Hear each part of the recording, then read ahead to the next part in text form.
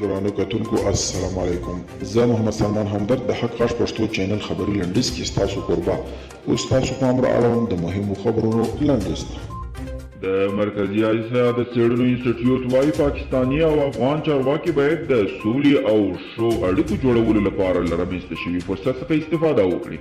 د مرکزي اسیا د څېړنو انسټیټیوټ په یو تحلیل کې ویلي دي په دې وروستیو کې د کابل او اسلام آباد ترمنځ اړیکې ښې شوي او ښه به په دوی چې پاکستان او افغان سولې سره صادقانه همکاري ولري. جرمني د افغان کډوالو ایستلو بیرته له سره پیل کړي دي. د راپورونو له مخې وروسته له هغه چې په نړۍ کې د کورونا وبا خپره شوې نو جرمني د هغو کډوالو د ایستلو لړۍ ودروله چې د پناه غوښتنه یې رد شوې وه. اوس یې بیرته دغه لړۍ پیل کړې او 40 افغان کډوال یې راایستلي.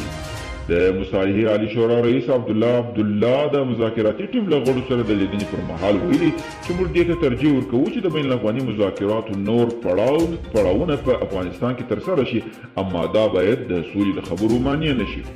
د پاکستان د بهرنیو چارو وزیر شاه محمود قریشي د طالبانو له هیئت سره د کتنې پر مهال ویلي چې په افغانستان کې د تاوتریخوالي د کمېدو مسؤلیت باید یوازې پر طالبانو وانه چول شي.